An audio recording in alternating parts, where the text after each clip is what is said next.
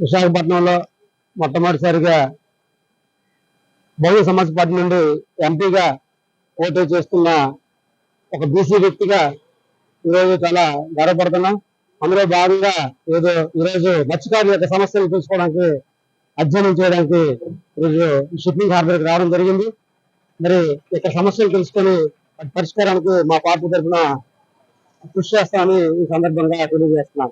అందులో భాగంగా విశాఖ నీలి రథం పేరు మీద ఒక చైతన్య రథాన్ని ఏర్పాటు చేసి విశాఖపట్నం పార్లమెంటు పరిధిలో ఉన్నటువంటి 7 నియోజకవర్గాలను కూడా సందర్శించి ప్రజల యొక్క సమస్యలను తెలుసుకొని పరిష్కారానికి కృషి చేస్తానని, మీరందరూ కూడా ఏనుగు గుర్తుపై ఓటు వేసి నన్ను గెలిపిస్తే పార్లమెంట్ లో మన సమస్యల్ని పరిష్కారానికి కృషి చేస్తానని మీ అందరికి మరొకసారి నేను తెలియజేస్తున్నాను. ఈ షిప్పింగ్ హార్బర్కి ఇంతవరకు కూడా విశాఖపట్నం నుంచి గెలిచినటువంటి ఎంపీలు ఎవరూ కూడా సందర్శించిన దాఖలాలు లేవని తెలుస్తుంది. మరి ఇటువంటి ఎవరైతే పేద ప్రజలు ఉన్నారో, ఎవరైతే సమస్యలతో ఉన్నారో ఆ సమస్యల మధ్య ప్రజలతో మమేకమై ఉండి సమస్యలు తెలుసుకొని సమస్యలు పరిష్కారానికి కృషి చేస్తానని మరొకసారి మీ అందరికీ నేను తెలియజేస్తున్నాను. మరి ముఖ్యంగా ఇక్కడ కోల్డ్ స్టోరేజ్ ఒకటి ఏర్పాటు చేయాల్సిన అవసరం ఉంది. అలాగే ఇక్కడ మీరు చూస్తున్నారు, ఎవరికి కూడా షెల్టర్ లేదు. ఎంత బాధాకరం, ఎంత విచారకరం. ఇన్ని సంవత్సరాల నుంచి మన స్వతంత్రం వచ్చి 70 సంవత్సరాలు అయిపోయి 76 సంవత్సరాలు అయిపోయినా ఇంతవరకు ఎవరికి కూడా షెల్టర్ లేక ఎండకి ఎండి వర్షానికి తడిసి ఇంత ఇబ్బందులు పడుతున్న మత్స్యకారుల కోసం పట్టుకున్నటువంటి దాఖలాలు లేవు. మరి బహుజన సమాజ్ పార్టీ పేద పార్టీ ఇది, పేద సమస్యలు తీసుకునే పార్టీ. ఈ డబ్బులకి ధనవంతులకి సూచించే పార్టీ కాదు ఇది. ఎవరైతే డబ్బులు ధనవంతులు, ఎవరైతే పెద్ద కులస్తులు ఉన్నారో వాళ్ళందరూ కూడా ఈ సమస్యలు పట్టించుకోకుండా, ఈ సమస్యలు పరిష్కారం లేకుండా వాళ్ళు ముందుకు వెళ్తున్న సందర్భం ఉంది. మరి అలా కాకుండా నన్ను పద్మేశ్వర శివప్రసాద్ నన్ను ఏనుగు గుర్తుపై ఓటేసి ఎంపీగా గెలిపిస్తే అన్ని సమస్యల పరిష్కారానికి నేను సాయశక్తిలో కృషి చేస్తానని. ఎంపీ అంటే కేవలం ఏదో పార్లమెంట్ లో కూర్చోడానికో లేకపోతే ఢిల్లీలో కూర్చోడానికో కాకుండా సమస్యల పరిష్కారానికి 7 ఎమ్మెల్యేలను కూడా వాళ్ళకి సమస్యలను వాళ్ళ ముందు పెట్టి అసెంబ్లీలో పరిష్కారం అయ్యేటట్టు కూడా తెలియజేస్తున్నాను. ఈ సందర్భంగా తెలియజేస్తున్నాను. జై భీమ్, జై భారత్, జై భారత్, జై భీమ్. బహుజన సమాజ్ పార్టీ నుంచి పోటీ చేస్తున్నాను. ఏం గుర్తుగా ఓటు వేయాలని మీ అందరూ కోరుతున్నాను సార్.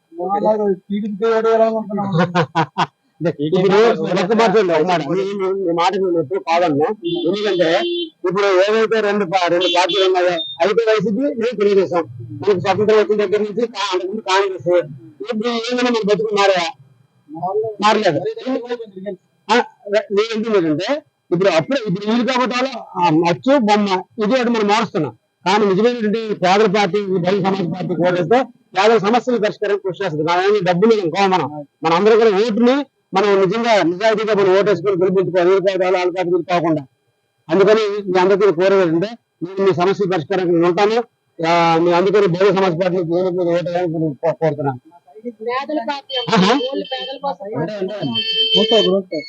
ఇంతవరకు పోటీ చేసిన ఎవరైనా సరే మన వాళ్ళు ఎవరైనా ఉన్నారో చూసుకోండి. అందరూ డబ్బులు మనకైనా చూస్తారా? చెప్పండి, డబ్బులు ఎవరైనా చూస్తారా?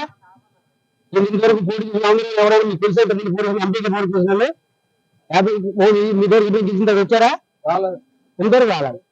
కాబట్టి నేనేంటంటే తప్పనిసరిగా నేను మనిషిగా ఉంటాను. మన సమస్యల పరిష్కారానికి ఎప్పుడు కూడా విశాఖపట్నం అందుబాటులో ఉంటాను. ఈ మన తరువాత కూడా పేద ప్రజల పక్షాన ఉంటానని మీకు తెలియజేస్తాను బాబు. అందరూ మత్స్యకారులే కదా, అందరూ మత్స్యకారులే.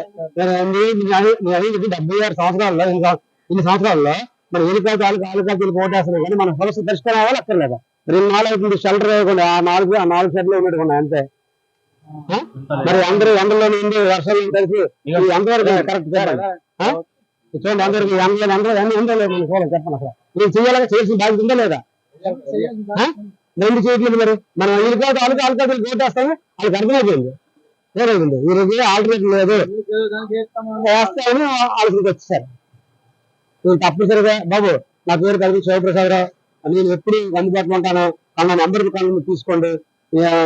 ఇప్పుడే కాదు తర్వాత కూడా, ఎన్నికల తర్వాత కూడా మీకు అందుబాటులో ఉంటానని తెలియజేస్తాను. మీరు ఎప్పటి నుంచో చేస్తున్నారు కదా, ఎండకి వర్షం కట్టమేనా మీకు షెల్టర్లు ఉన్నాయి? అసలు మేము ఉండాలి కదా, షెల్టర్ ఉండాలి కదా. మరి మనకి నేను పుట్టిన దగ్గర నుంచి ఎంతో మంది రాజకీయ నాయకులు వచ్చారు కదా, మరి షెల్టర్ కడతామన్నారు కదా, కట్టారా? ఎందుకు కట్టలేదు? వాళ్ళు డబ్బులు కోసమే చూస్తారు.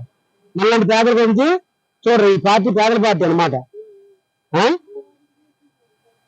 మీరు ఇంతవరకు ఏనుగు గుర్తుని చూసారు ఎప్పుడైనా? ఏనుగు గుర్తుని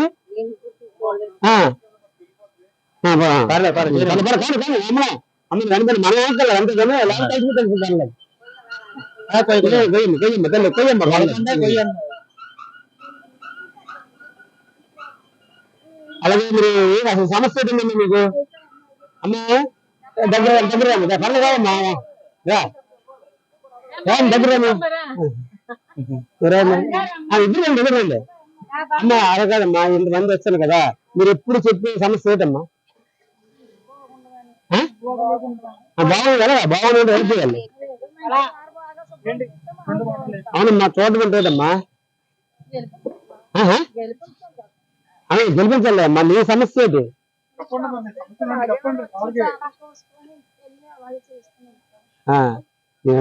మీకు ఇప్పుడు చేపలు పాడైపోతున్నాయి కదా, పాడైపోయిన చేపల్ని కోల్డ్ స్టోరేజ్ ఏమైనా ఇక్కడ ఉందా?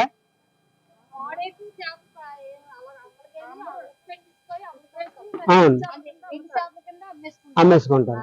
అందుకని మీరు కోల్డ్ స్టోరేజ్ అడగట్లేదు. కోల్డ్ స్టోరేజ్ అంటే మంచిది, మన ఐస్తోని మనకి చేపలను స్టోర్ చేసుకోవడం కమ్మా. మీరు ఉండాలక్కర్లేదా?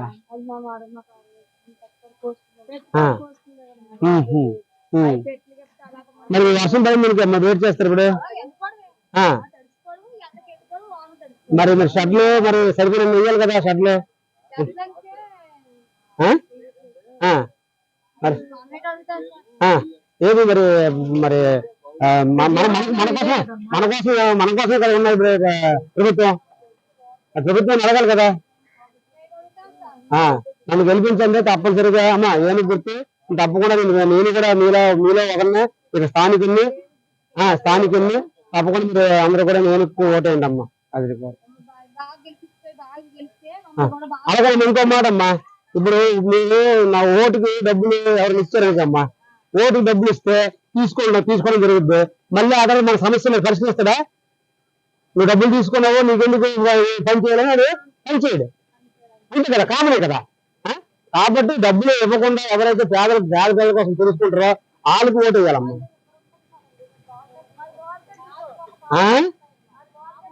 వాళ్ళ డబ్బు అవును, మంతేనమ్మా. ఎవరైతే మేలు చేస్తారో అదేనమ్మా. మరి ఆ మేలు చేసే వాళ్ళు ఎవరికి మనం ఇంతవరకు కుర్రోళ్ళు కలిసి ఖండించారు.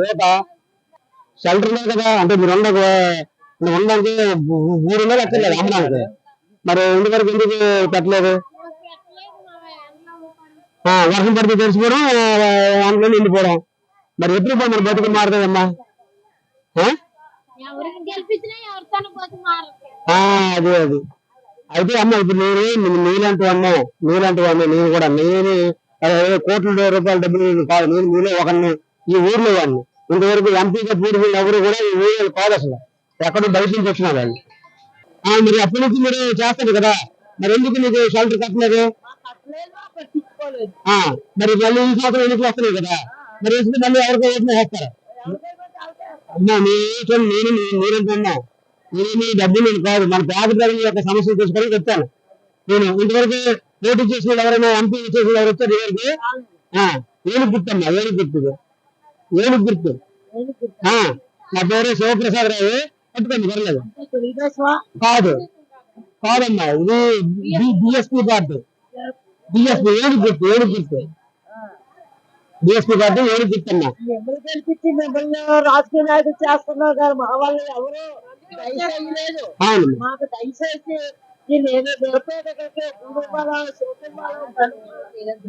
విశాఖపట్నం వచ్చి 40 సంవత్సరాలు అయింది.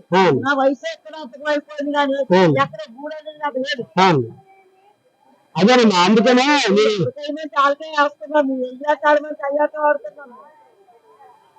అందుకనమ్మా ఏదైతే అవి డబ్బులు పార్టీలమ్మా, ఇది పేదల పార్టీ అమ్మా. 4, 5, 6 ఓట్లు ఉన్నా సరే ఎవరు పట్టించుకోరు. ఏడు గుర్తుకు ఓటు ఏమో తప్పని నువ్వు వస్తాను, మళ్ళీ కలుస్తానమ్మా. నేను ఊర్లో వాడిని, స్థానికులు. అదే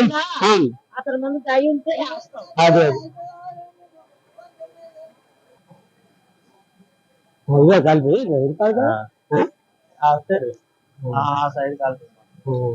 అవన్నీ తీస్తారు కదా, అవన్నీ ఇప్పుడు తీస్తారు. ఆ లైన్ అంతా కాలిపోయింది. మీరు స్టోర్ చెప్పారు కదండి, ఆ స్టోర్ లో కొంతమందికే అవకాశం ఉంటది. అంటే చేపలు ఎండి పెట్టుకోవడానికి, తర్వాత ఏమో చేపలు మళ్ళీ ఎండి చేప అవ్వకుండా ఉండడానికి అక్కడ చేస్తారు. వీళ్ళందరికీ లేవు. అది అందరూ మామూలు కాదు, డైలీ లేబర్ వచ్చాడు, అమ్ముకోవడం, ఉండిపోతే ఎండుకోవడం. సెక్యూరిటీ ఉండాలి. మన బోట్లన్నీ సెక్యూరిటీ లేకపోతే కదా, మరి తర్వాత మన కాల్చిన తర్వాత సెక్యూరిటీ వచ్చిందా? మరి హార్బర్ లో ఇక్కడ సెక్యూరిటీ కదా,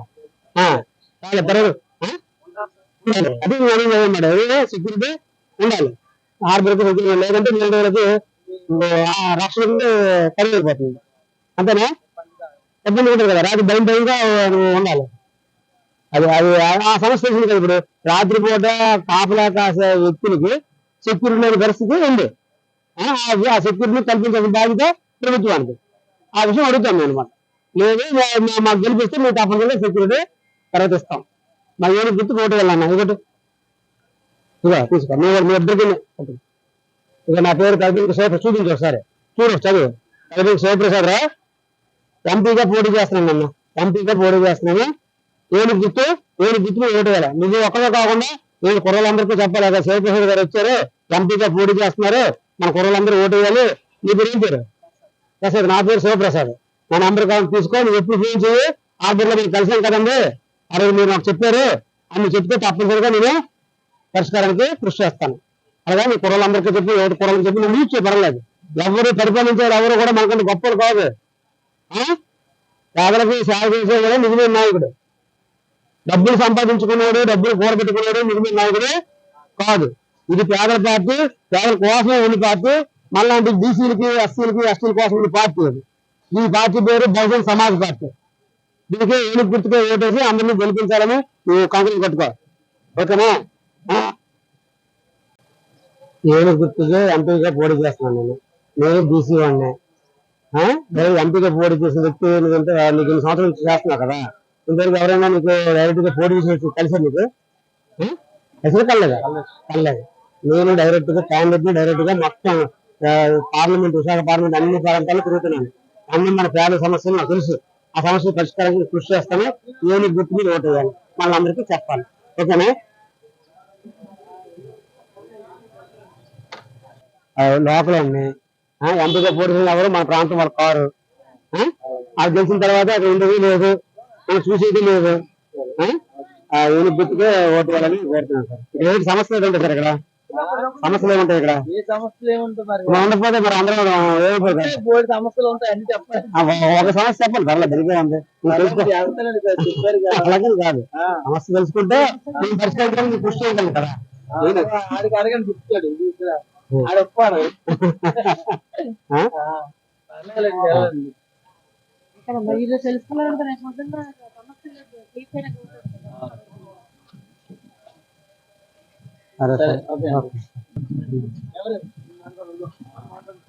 అంటే ఎందుకనంటే ఇప్పుడు మీరు రైస్ అక్కడ ఇంటికి వస్తున్నారు కదా, మీరు ఫ్యాక్టరీ పక్కన ఉంటే ఇది ఎక్కడే కోల్డ్ స్టోరేజ్ ఉందనుకోండి, కోల్డ్ స్టోరేజ్ ఉంటే అది ఏర్పాటు చేస్తే మరి అందరికీ కూడా అందుబాటులో ఉంటే మామూలు మత్స్యకారులందరికీ బాగుంటారు కదా. మరి ఆ సమస్యని మరి పరిష్కరించి 10 రూపాయలు కొనాలంటే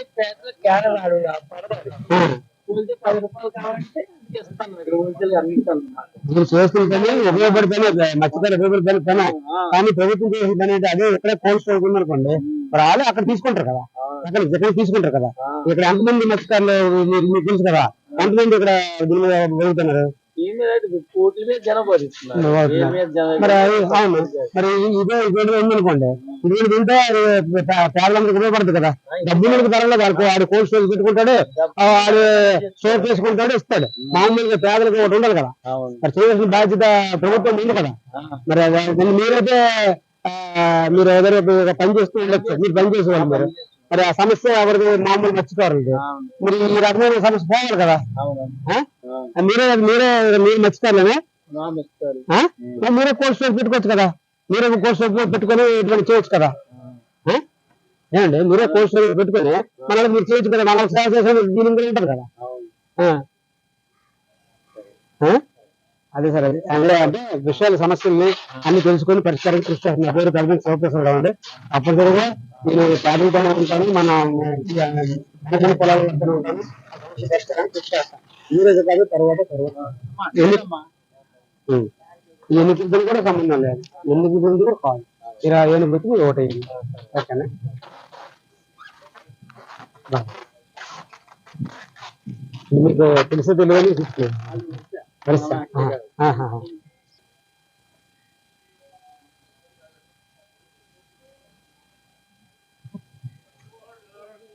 దారుల యొక్క సమస్యలన్నీ తెలుసుకొని పరిష్కారం కోసం కృషి చేయడానికి, అవసరమైతే పార్లమెంట్ లోనే ప్రస్తావించి పర్యటన చూడడానికి, మన మధ్య ఎప్పుడు ఉండడానికి, నేను ఉంటానని తెలియజేయడానికి మీ దగ్గరకు వచ్చాను సార్. అందుకని అలాగే ఒకసారి మిమ్మల్ని కలిసి, నేను విశాఖపట్నం అదే స్థానికున్నే, వెంకజీపాలెంలో ఉంటున్నాను. నేను వెంకజీపాలెంలో ఉంటున్నాను. ఈ సమస్యల పరిష్కారం ఒక మన అంటే మత్స్యకారుల సమస్యలు కాకుండా అన్ని సమస్యల పరిష్కారం తెలుసుకోవడం, సమస్య తీసుకోవడం, పరిష్కారం కృషి చేయడం, మనం వాళ్ళని ప్రశ్నించడం. రేపు ఎన్నికలు అయిపోయిన తర్వాత ఇంకా గెలిస్తే సమస్యలు పరిష్కారం చేస్తాం. ఒకవేళ నన్ను మీరు గెలిపించలేదు అనుకోండి, గెలిపించకపోతే సమస్యల పరిష్కారం కోసం నేను పోరాటం చేస్తాను మీ తరఫున. అందులో ఎటువంటి రాజీ లేదు.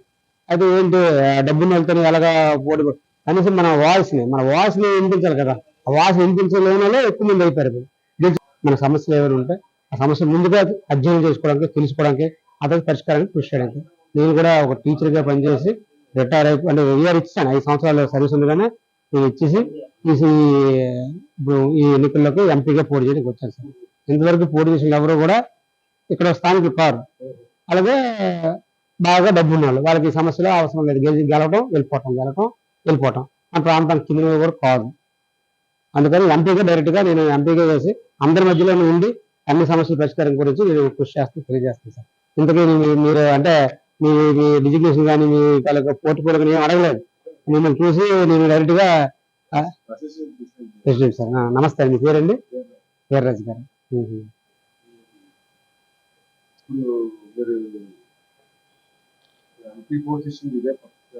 అయితే ఫస్ట్ టైం సార్. నేను చెప్పాను కదండి, ఇప్పుడు టీచర్గా పనిచేసి డిగ్రీగా పనిచేసి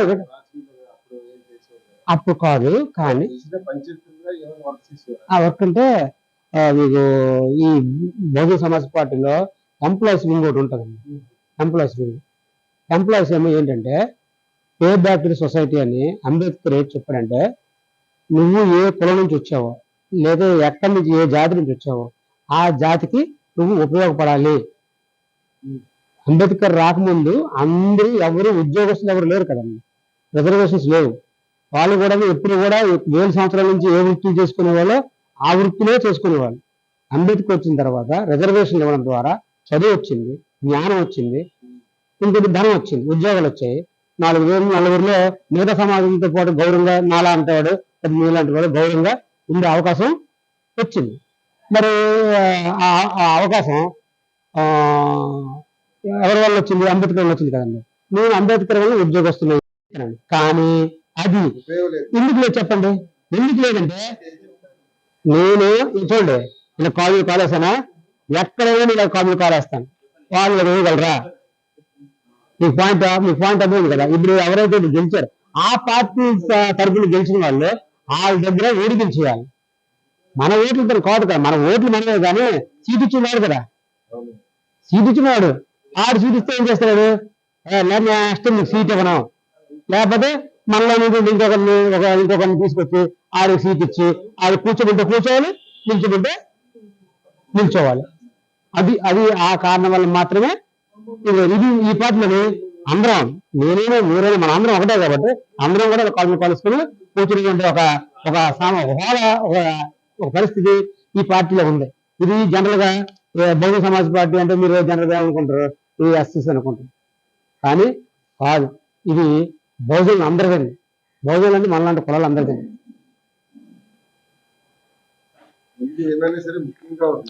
చెప్పండి సార్.